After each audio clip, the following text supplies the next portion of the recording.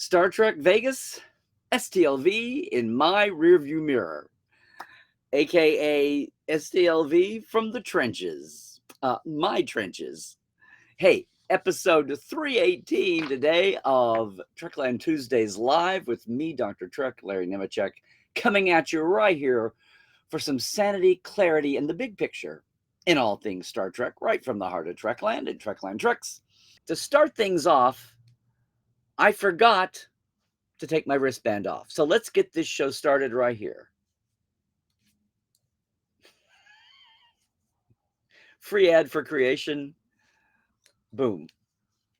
Okay, I'm officially gone.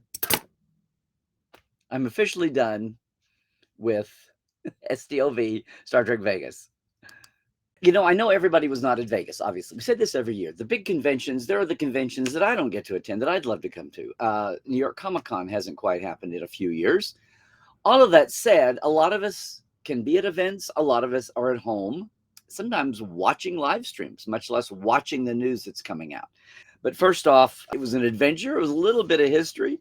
It was a slightly different perspective this year for me. I went in with two goals. One, to really talk about everything I do in Trekland, and also to slow down. We've had so many crazy years lately. Here's the thing. If you're at STLV personally, if you make it every year or two or three, it feels like in many ways the teens were a great buildup, and they built and built and built. We had the 50th, which was a huge spike. And then after that, we had the return of real Trek, cinematic weekly Trek. And you might have had your issues with some of the shows, but it was a hell of a lot better than going 12 years without any small scale, real episodic Star Trek. And then we had the pandemic. And then we had the recovery year in 2021, which felt off kilter. Said I felt like I was in a human sociology experiment. And then we had the supposedly, I'm talking about STLV here, Star Trek Las Vegas. We had the supposed move to Bally's for 1 year while the Rio Hotel was being renovated, redecorated, which didn't happen.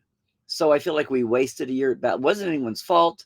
They still intended to do it. It was a corporate changeover. I love how it's, as usual, we're just here to talk about a show, but we get sucked into all these business decisions, all the business side of things. Well, that's part of what colors our experience as fans, right? So people were, the Rio thankfully was not decrepit, although people had problems with hot water and occasionally, and some people just did not have any patience for the old Rio. Looking at you, Mark Altman, and many more, But it was not horrendous. The other thing that was interesting for me was my better half came along. A lot of you have heard Janet, if you're on Portal 47. If you saw us back in the day, we were a twofer at cons. And when Janet got out of the industry, she didn't so much care about doing conventions anymore, unless, of course, it was a new city or somewhere in Europe or something exotic and foreign. Otherwise, Janet has left the con trail to me alone all these years. And everything, of course, we had to shift from talking about the current shows to history and punditry and even deeper into the cracks, even deeper into the layers. And, that's what I did for 10, 12 years. And now we've got Trek back. And half of it's in Toronto and under lock and key. No, things have evolved, but it was great to have Janet with me, with a friend. They enjoyed a lot of Vegas, but Janet at times stuck her toe in the water, came back down, sat with me for an hour at the booth and caught some people that we advertised. She saw the Rat Pack, which again was another aspect of this weird, wacky year that I hadn't even got to yet. So on one hand, I wanted to, dig down into what I was doing, but at the same time, enjoy being back at the Rio, enjoying seeing all of our own friends, get back to feeling normal. And then at the same time, wondering, as we all were, wondering what this strike year was going to do. There were a lot of naysayers that said, oh, this will never work. This will never work, with actors not being able to talk about their shows and their characters and their plots and their episodes. And how will that work? Well, it worked pretty well. Now, Trek Vegas is a different critter than San Diego Comic-Con. Those are the two big whammies we've had right in a row. Very, very high-profile cases. Comic-Con especially, of course, because it's Comic-Con and it's multi-genre, of how to react. And they just shut down Hall H, and the rest of the con did just fine. Restaurants were booming. Hotel rooms were sold out. It was it was that high level executive, foamy, frothy, big budget studio promo, A-list actor level that missed out. Everyone else did just fine. Lots of money changed hands. That was the San Diego reaction. We talked about that last time we were together here. Trek Vegas did just fine. And there we do have generations of actors and creatives now. We've got folks promoting the new shows, the current shows. We've also got folks attached to in this weird year of last season of Discovery not being out yet. But for everyone working on the show, it's done. And they may be working on Starfleet Academy. They may be working on the Section 31 movie or something maybe yet to come, but their Discovery's done as far as a thing to work on and being part of an employee's life, whether it's actor, creator, whatever, crew. So that was interesting. And then, of course, we had all the legacy folks. But again, you had something like the Rat Pack, which obviously couldn't parody DS9 and the rest of Star Trek, although there was plenty of room to keep some of the parody in. But, the parody that Max wrote that the Rat Pack does to Left My Heart in San Francisco, Captain Sisko on Deep Space Nine, da, da. They decided to do it as a straight version of I Left My Heart in San Francisco as an homage, as a memorial for Tony Bennett, who obviously just passed in the last couple of weeks. So, that was just one little adaptation. But aside from a couple of moments, most people followed the rules, but still had an I think, as usual, fandom, as human beings will do, gets when there's a change from something you've experienced, we get into a rut. Oh my God, we're going to have a comedy cartoon? How is that going to work? It works just fine. So we're going to have a con where we can't talk in minutia detail about that show and this character. It worked. What Adam and Gary did felt like arrange even more little moments for people on stage. So yeah, you had the two Kirks currently, the Kirk brothers, and Shatner come out for a moment and join them. And of course, Shatner played both Kirks in his time. Dead George Samuel Kirk, spoilers, as well as James T. No, and you had Zach Quinto surprised by Ethan Peck. That was a cute moment. You had Anson, and I did see, here's the thing. What I want to talk about today, those are headlines you've been able to see. You've been able to see those, ironically, sometimes when you're there, as happened with the Picard announcement. I didn't get I had the tip off. I just assumed it was something Adam was going to say. Not a tip off about Picard, but there was a big announcement coming. So I thought whether they're going to move the Rio, they're going to move the show. No, it was the Picard announcement. What was funny was I wasn't in the room for the tumult, the factoid that melted the internet that day. I was in the dealer room at my table when the wave hit like the tsunami. I will never forget that. I'll never forget that.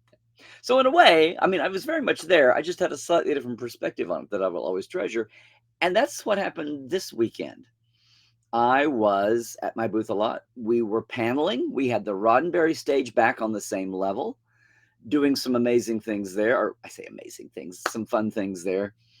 A little blow-off game that I normally do just as a blow-off game to kill time for creation. We wound up having 200-300 people in the audience, and people loved it. We had prize winners, our little instant meme game. I had so many people come up and said they had such a good time. They were glad they got brave and got up to take part in the group. That so many people in the audience just said they had a ball and a blast. And it was everyone who we were up against the TNG reunion, which was a ticketed event. So not everyone was in that room. We had plenty of people having a good time. Good on everybody. Good on me, but good on them. It was just that kind of a year. It was everything a little bit like Comic-Con felt a little subdued, but not because of COVID or pandemic or anything. I think people were a little thrown by the strike at first, but then we just plowed through it. Of course, by now, one of those news stories that you can read that I was not there for was good old Robert Beltran going off on the whole thing about language and strike requests and for just. Sometimes I wonder that there's way more DNA between Robert and Chakotay's family DNA as a contrary.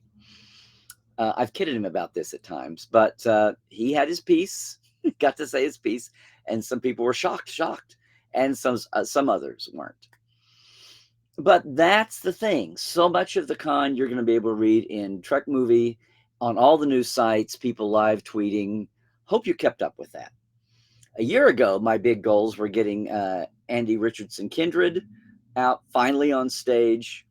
We recorded a Trek Files Live finally, although it wasn't because of the strike this year. We didn't do it on stage again.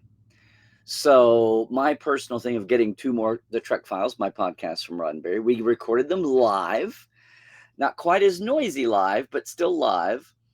And with the great Aaron Waltke, and I will just spoil them right now. I haven't had Aaron on Portal 47 yet, but I've gotten to know him. I've done a formal interview with him, and we did a couple of fun Trek Files. And of course, if it's the Trek Files, we're looking at some history and pulling it forward. So you'll see those in a couple of weeks. But I got my own individual goals there. What didn't happen, and I heard so many people talk about this, regardless of what you were doing, what your thrust was, it's gone back to 4 days. Thursday, and I'm battle hardened. I know this. You have to get things done on Thursday and Friday. You can't blow it off a day because suddenly it's 4 o'clock Sunday and the convention's over. And for me, a lot of that was getting around and visiting people, getting around to visit a lot of my actor friends, a lot of the dealers and the franchises and the licensees that have booths. I do like to do interviews. I do like to do live streams. And I knew on Thursday and Friday that you had to hit the ground running and not put all that off till Sunday. And of course, guess what? I didn't put it off. It just got shoved back till Sunday, or just didn't get done. And I'm valiantly trying to get some things. So if you saw the live streams we did from some of the night events, our landing party was great. Awesome. People had a good time. One thing about this year, there was a lot of do-gooding. And I mean that in the best way. There was a panel. This is a word that's come into use. Trektivism. You've seen it a few times. It's kind of grown out of some of the nonprofits. I mean, I'm so proud of our Trek community, and this is nothing new to Star Trek. It's, a lot of the entertainment groups and the genre groups do this, but it's in Star Trek's DNA. And I see more and more people who are new or they're adjacent to Trek and step in for certain events and causes. And the word gets out. It's not just the dealers at a Comic-Con who will say Trek fandom is the nicest fandom. And again, it's not a contest, but it's just baked in the cake of Star Trek. We all know that. We take it for granted. I think sometimes the people who are hurting and really need Star Trek don't. And I am guilty. If there's any kind of privilege in Star Trek, it's the privilege of sometimes not having some difficulties in life or traumas, and you're reaching out to start, and you find something in Star Trek that fulfills that. I had a great conversation that Star Trek has so many ingredients that there is something for the same production over time has something for everyone. If you're having something lacking in your life, if there's a need in your life, that Star Trek fulfills that in many ways.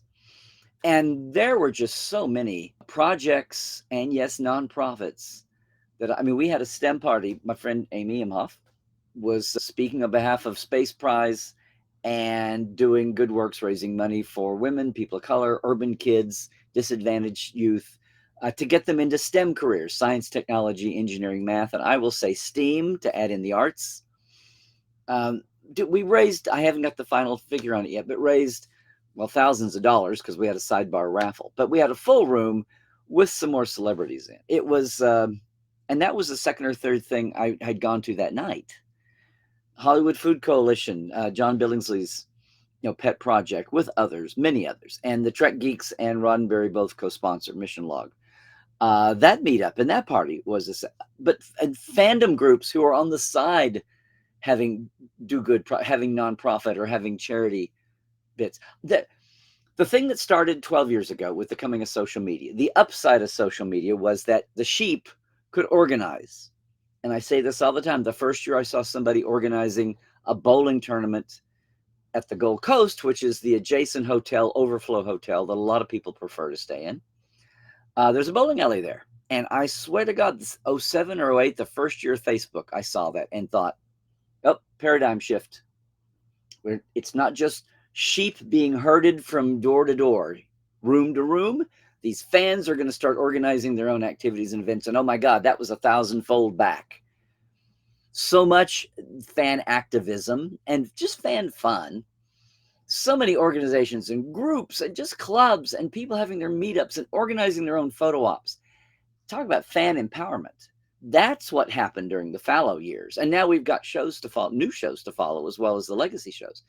But that is just multiplying. And I'm about to decide that there was so much of that going on, especially in the evening, on top of what Creation was offering for the high-end ticket owners, the gold and the captains and the copper and what have you. That's where I swear to God, I heard many more people besides me kind of blink on Sunday and said, "What happened to Friday and Saturday?" So for the fans who were occupying that seat in the main room, for all of my buddies and colleagues who were madly covering everything moment to moment, like I'm just saying, Trek movie team, I'm sure there are others. What am I leaving out? Trek News and Trek Core probably. Everybody who was faithfully and independent folks live tweeting, covering stories, shooting the pictures, getting the moments. My hat's off to them. That was not me this year. And I at least try to get in for one a day. I at least try to go watch Jerry Taylor on stage live. I at least tried to, but then I got close to the Prodigy crew. They had a smashing main stage table. Talked to them beforehand. Well, I got a little poster signed for you know who. That'll be our secret, right? That we'll reveal on a show coming up. But no, just so many of the awesome. And yes, met a lot of new people, but a lot of fans, a lot of our old gang, a lot of the legacy casts, and again, some of the licensees. It got to Sunday, and I'm seeing the photos go by, everybody's pictures, fans and celebrities and guests alike, and thinking, oh, I miss them, I miss them, I miss them, I miss them. Well, hopefully, there's always next year. But again, this was a year I tried to focus on me, but also some of the other events and things that I was a part of, was involved with, and just enjoying taking a breath and just making the moments count when we did have the moments. But still, there are no secrets at STLV. It's either on the internet or it's in a quick YouTube. What really struck me was, why did it zoom by so fast? I felt like it was because I, and not just about me, and many others, there were just those opportunities. There were just so many groups and outright nonprofits and charities, and groups being organized, and on the side having groups and charities. That was almost nonstop from Wednesday onward.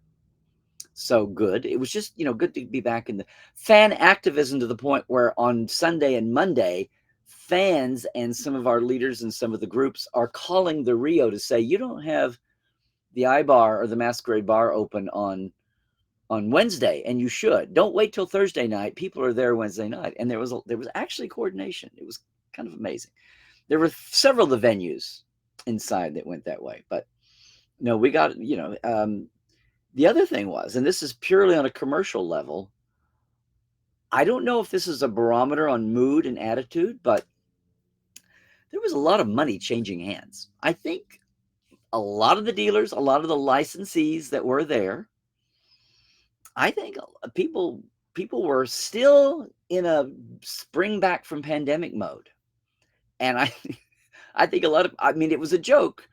A lot of people were just happy to be back at the Rio in familiar surroundings. I said many times last year, and we remembered it this year, no matter what was going on at Bally's, you were never so sad that you swore you would never say anything bad about the Rio again. I mean, within reason. But people really appreciated the Rio being flat, being spread out, easy parking, just out of the strip madness. And I know a lot of people enjoyed being on the strip. I, for one, did not need a choice of 70 restaurants. If I'm doing that, I'll just be in Vegas messing with the maddening strip.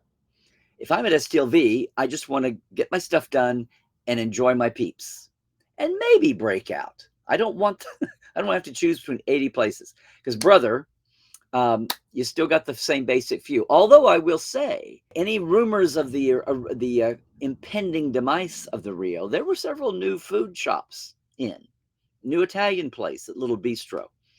In fact, I'm excited about that for next year.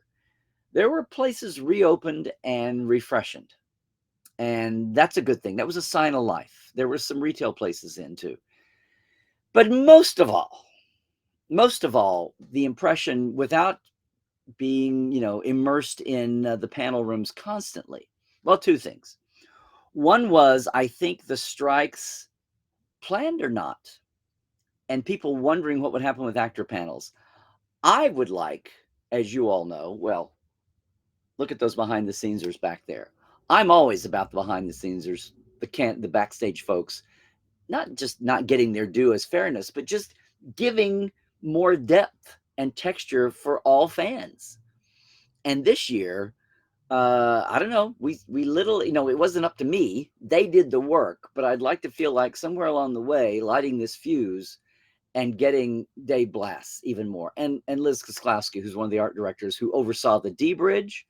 And oh my God, finally, after all these years, I've been seeing Todd Marks, who's video playback operator, worked with Ben Betts, and hey, I'm going in the backstage weeds, so you're just going to put up with it for a minute. This is what the Portal folks pay for.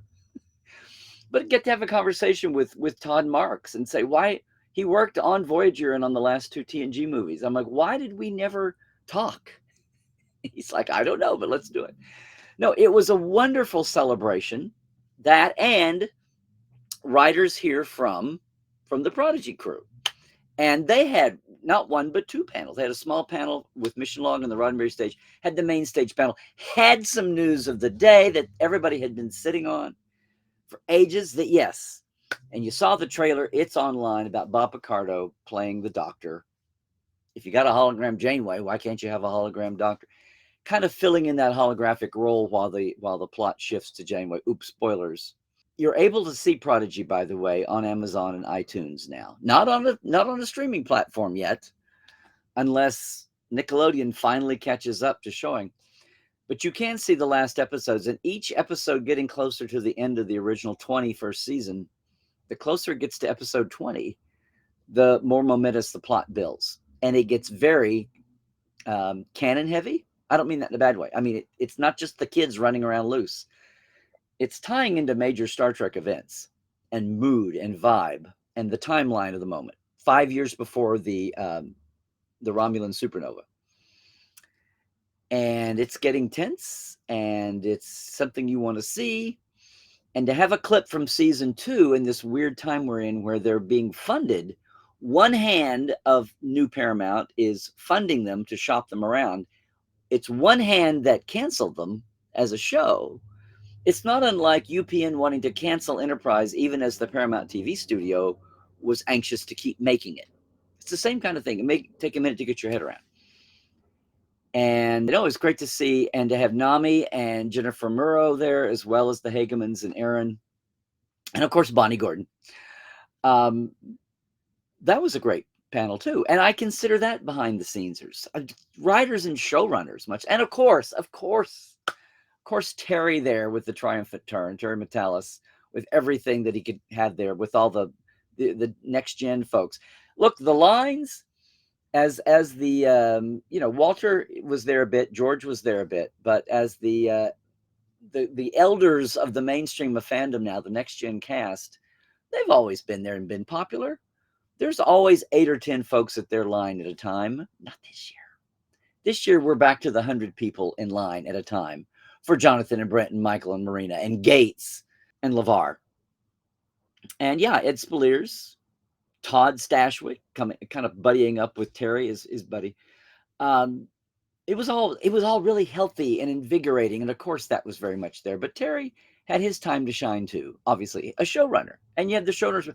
But I'm talking about watching Dave Blass, production designer, and Liz, and Todd, and James Alred, who was a set designer, being this fantastic foursome, hanging at the factory entertainment booth, the folks that have the big ships, just in their glory, getting celebrated for the amazing thing they did. Having somebody besides actors, barely sometimes even the showrunners, but having them saluted, getting the basket. They put in a lot of hard work, a lot of long days. They got paid on a streaming level, but they're all fans, and they did it, of course, the way people have done for years on Star Trek of any iteration. They did it because they're fans, and or they care about what someone's going to think 20, 30, 40, 50 years from now. They know what they do is going to be studied for decades. And rather than be intimidated by that, they just want to do the best they can because they know they have an audience that appreciates it. Not everyone who works on a show is like that. It's a paycheck to a lot of people, but along that spectrum, they're very proud of their work and they know what they do is liked and appreciated. And the last thing they want to do is be the one that broke some part of Star Trek. For years and years and years, they'll be known as the one that messed that up. Whether that's the showrunner or the executive producer on down to, I don't know, the second camera grip or the craft service flunky. No, it was brilliant to see them being able to bask in their glory. And my heart and hand goes out to Dave and Liz and Todd and James and Aaron for coming over and spending time with our Portal 47 live dive group. That was great, but they were also making the rounds. A lot of these parties and things, they were happy to be there and supporting some of the causes that were going on too. But lastly, and this, this happens every year, but it feels like it was slightly different, feels like an uptick this year. I swear to God, I swear to Kalis, I swear to the prophets, every 30 minutes, whatever I was doing, whether I was at the booth with people coming to me, whether I was walking by and having casual conversations, whether somebody saw me and came up to say hi, whether I was at one of these mixers and meetups and parties, I swear to God, every 30 minutes, I was meeting somebody at their first Trek Vegas. And I would say at least half of those were people at their first convention of any kind, from all over the country, many from around the world. I started having people say that I had told them to make sure and come if they could in an online thread somewhere, which happens. You forget about it as the year goes by. I had met a lot of people whose first con was Bally's last year, whose first STLV was the Bally's last year. And I never want to, rain on anyone's parade, especially if you've paid the money and you got to Vegas and you're at STLV. I'm not going to say, this is just Bally's. I would always try to say, have a great time. I hope you are. And generally they were. This is awesome. You're going to enjoy the weekend, but just try to come next year and see if you think this is something, just try to come back to the Rio. And unless the Rio is caving in from mold and mildew or something, no, if it's happening, just try to get back next year and see Masquerade Bar and the I Bar and everything and Shutter's Bar and the long walk to the rotunda. Just see everything in its glory. Yeah, and when you're not being packed in like sardines or split on two levels. And I heard from a lot of those folks. Either they talked to me the year before, or they heard me say that, or they didn't know, but they got it. They were able to find their way back. I swear to God, and there's my Okie showing, swear to God, I'm going to say maybe, and this is anecdotal, I'd love to ask Adam and Gary, who I did not see for the first time all weekend. That was the other thing. There were so many people I did not even see all weekend. I'm going to go out on a limb and say maybe 15% of this mob were totally new for the first time. First-time STLVers. Maybe I'm underestimating. Maybe it's as high as 20%. That feels like it might be high. 10% seems too low. I'm going to say 15. I'm literally going to say, I think 15% of the attendees there were first-timers. And maybe 2/3 of them were at their first sci-fi or Star Trek event of any kind.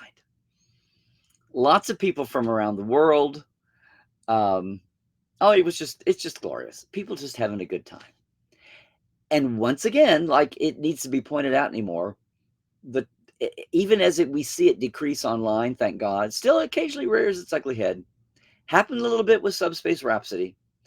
Sometimes I get it. People are a little upset about jumping off into a musical format. I get that. But I'm talking about that as, as some of my relatives would say, pure D old, just, hate is too good a word. They just sneer up at the idea. And they're just going to make sure that you don't like it either. or try to influence you that way. That kind of trolley, you never see that at a live show. I can Vegas or otherwise. Now, there's nothing that's not talking about good old fan bar fights and people arguing over their favorite this and their best that and their top 5 and their top 10. Verbal clickbait has been a thing for decades, right? But I mean, that's like fans of anything, sports fans, an honest civil political debate, even. People can spar and have a good time, but especially with our entertainment. Yeah. I mean, that was nowhere to be seen. People have a good time, but just gentleness and talking to those first timers. Again, what you always hear. I came in without a friend. Oh, I was going to go to the newbies and first timers and solo travelers panel, and I had to miss it. And I said, but you still made friends within the first hour. My line is, if you stand in line, which you have to do, you're in line for 15 minutes and you've got 5 new friends that you will always remember. So that's always a thing. There's always first timers at Vegas. This felt like a real spike. I wish I had something to quantify it. I'm sure in the bowels of creation's registration data, we could probably figure that out. Maybe I should ask Adam or Gary if it felt like, or if they had a feel for that. But it sure felt like it to me. It felt like aside from people I knew, good friends, acquaintances, colleagues, of people I don't know really well, it felt like every third or fourth person said that they were at their first Vegas, much less their first con, which is awesome. So yeah, you could read the news all over the interwebs. It felt like an upbeat. It felt like we were still getting relief from the downness of the COVID, the vacuum, the big yawning black hole of the COVID days, the pandemic. Even though this is the 3rd year back, it still felt like people were kind of flexing their fan wings. And it felt like the dealers' quantities were healthy. It felt like people were in an awesome mood. And it felt like, again, the amount of meetups and the amount of do-gooding, and I say that lovingly, was just higher than ever. And in this transition time of streaming being retrenching and no one quite knowing what that means, and the strikes, and Discovery finished but not really, and Prodigy, and I wanted to make buttons that said we are all Prodigy fans now, because the Prodigy, not just the cancellation, but the erasure, woke people up, and people are caring. I think the hard media disc sales are up, I would venture to guess. All of that. The times that if the teens felt like they were fairly stable with a spike for the 50th, we have not had that the last few years. Every year has been different, including a 0 year for the heart of the pandemic early on. Will we settle down into something year to year again? I don't know. Is that a good thing? I don't know. But this year, and on top of all that, having Janet with me again, not 24/7 at all. She kept herself busy around town with her friend, but finding out that people did indeed know who she was and remembered her stories. And you'll see some of those in the Voyager documentary. I know at least 1 or 2 will survive because she's the only one that can tell them, especially from the early days. And it was a year like no other. So that was my Vegas. That was my Vegas in my rearview mirror this year. Vegas from my trenches. So thanks to everybody who came by. Jonathan, Marina, Andy Robinson, Brent, making passing bits. So many fan authors and people with projects and things. I have to go through my business cards. I have so much stuff to go through. Thanks to the Portal 47ers who joined up, people who are asking about the treks and the big tour and all that routine stuff. But yeah, so many new faces, which of course, including one of our contestants at that instant meme game. She just called herself Tiny Janeway. I feel like I was looking at Cadet Alice in about a year or two. But a lot of good feels for the future of Star Trek, no matter what some of this crazy legal business labor stuff is happening. A lot of good feels for the future of Trek. A lot of my fans and my friends and colleagues with YouTube shows and live streams and podcasts. So much good work going on. Um, it was really a smiling time. And for those again who or even been around genres and franchises and and dealers and licensees, even without, I saw people talking about, what do you think? You think Paramount will? We did the State of the Trek forum, and that's going to be out soon. And we had some confusion cleared up, thinking that the whole bit about not talking about actors and shows was because of not being licensed, and I was able to clear that up. Now that was a SAG union strike request, not to feed the hand that they were biting. Had nothing to do with the licensing issue at all, which was surprising. But people get confused about these things.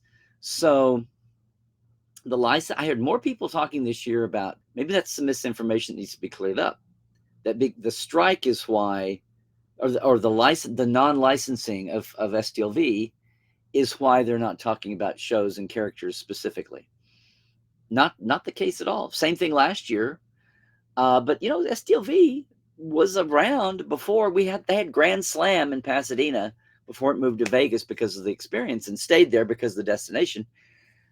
It was only licensed in 2012 or 2013, I think, when they got back to doing that. And so now the destination license is gone. The only thing that the studio licenses now, well, the set tours and little shows up in Ticonderoga, awesome, of course. Talk about a personal experience. And the cruise. Those are the only two big licensed events. So your standard traditional con, stage, platform, etc., is not currently under a license. Or that's murky. The mission license with Reed Pop, is it still? It would be on effect on paper whether Reed Pop cares to enforce it, and maybe that comes around again. Heard all kinds of rumors and bubbles and murmurs and hiccups. But for right now, let's just get these strikes underway and get back to enjoying things. And for the foreseeable future, no matter what happens elsewhere, STLV is going to be the premier place to be for the concentrated Trek effect. And no, I'm not getting paid anything. I wish Adam and Gary would slip me some coin, but that's not going to happen. It's just the fact. It's just the fact. So if you were there, I'd love to hear from you what your thoughts were. I'm going to have, this week is our Portal 47 Ask Dr. Trek Roundtable. So members, Portales, I've got to get the mail reminder out, but it will be tomorrow night. We can talk about all this. Then we can talk about it right now too. And if you were at home and you saw something that you were confused about, or you feel like you didn't get the whole story, ask around. And if I don't know, somebody else will that was there or otherwise. All righty. So having said that, it feels like we're going to get to the edge of con season here a little bit. It's always a double whammy with San Diego and Vegas. But it is still summer for another month, another two. It's going to be warm weather in LA. And if you're out and about and traveling, actually any time of year, just want to throw it out there. Anytime is a good time to take a Trekland trek with me. We'll set up your customized away team. It's a day 6 hours. I will be your driver, your cosplay wrangler, your props master, whatever it is you want to do. We will work it out in advance. Go to 4 sites. You pick with my help. Have a fast food lunch from your hotel back and forth. It's awesome. It's your own unique away days, your own away team.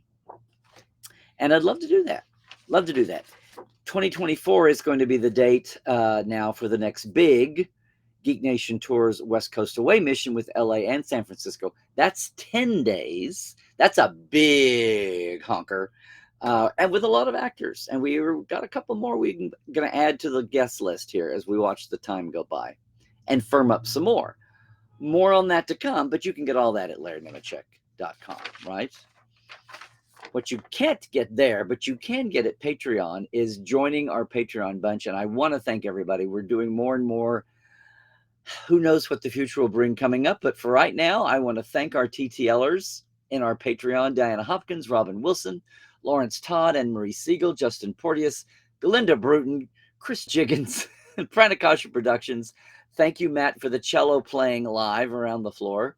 Comedy Forecast, Andrew Jazimski, and of course, our live wires, Robert McLean, it's good to see you, Rob, at Vegas. Byron Bailey, J.R. Poole, Hebbard Gun Johnson, Alan Hoensi, Dave Gregory, yay, Dave was there too, Tobias Rex, Donna S. Runyon, and Casey Shafsky, who I saw live at Vegas too. And I've probably left out people that were there. Oh, well, Anne Marie, of course. Now I'm going to get into who was there and who wasn't. But I want to thank these fine folk for helping out with our Patreon. And of course, it's a simple one. It's $5 and $10 a month. You can get in. We just had the payout from this month. I keep it simple. It's just for a shout out here, a thank you, sincere thank you, a little something people can do if they want to help the bustling Trekland media empire. For $10, it's that and access to some of the earlier behind the scenes, the first few years behind the scenes interviews from Portal 47. And it's Tuesday. That must be Trek Files has kept marching right along. This week, we are back with the great Darren Doctorman, having a lot of fun with a little inter-office war between Leonard Nimoy and the business offers over paper clips and stamps. You want to see this one? Of course, it's at the Trek Files on Facebook. That's where the docs are. You can find the audio anywhere, but you really want to see this professional 1960s era, Mad Men era, but still snarky memos flying back and forth across the Desilu lot. It's really fun. And Darren gives us a special reading as well. You want to catch that. Oh boy, do you ever. Hey everybody, as always, I'm not going to change this to an X. This is ridiculous. Twitter. I'm not Xing on X anywhere. I'm not having bacon with my ex. I wouldn't even have bacon with my ex if I was divorced. But that's where Larry Nemecek is. I'm going to see about Blue Sky. Someone send me a Blue Sky invite, and I'll try that out too. I thought I applied months ago, but apparently it never got through. It's Larry Nemecek's Trekland. On YouTube, please like and subscribe and share around. Please hit the bell and all those things. And yes, Instagram and Facebook. And you know what? Portal47.net. You heard me talking. It would be great if you want to if you're throwing some money at me anyway, just go ahead and join, get all the benefits. We had the best live dive ever, the biggest one, even without the art crew and Aaron joining us. It was amazing. I think we had 25 people around the table. We have to find a bigger place. It was great to see all of our live Portal people live, as well as the folks who came to the meetup. And maybe that was some of them here in the audience today. Some of them joined. Yay. Things happen. Things work. And most of all, wow. STLV 23 is in the books. That's top of mind for me. I want to see what you say. We'll be back and talk about that. If you are with us on YouTube later, you won't see the live cast. Maybe if you join us some Tuesday at 1 p.m. Pacific, 4 p.m. Eastern, 9 UK, 10 Central Europe. If you join us live, you can jump in the chat. But hey, feel free if you're watching us later on YouTube, like and subscribe. But leave a comment. The comments go. All righty. So until next week, if you're leaving us now, it's been great. Do all the things, kids. Okay? Stay healthy out there. Little bumps of COVID now. The E56 or the whatever it is. There's a new little strain of COVID out there. But you know, it's the cold and flu season. Just take care of yourself in all the ways. Okay? Do all the things. Oh, and stay woke. Check the sources. And trek well, everyone.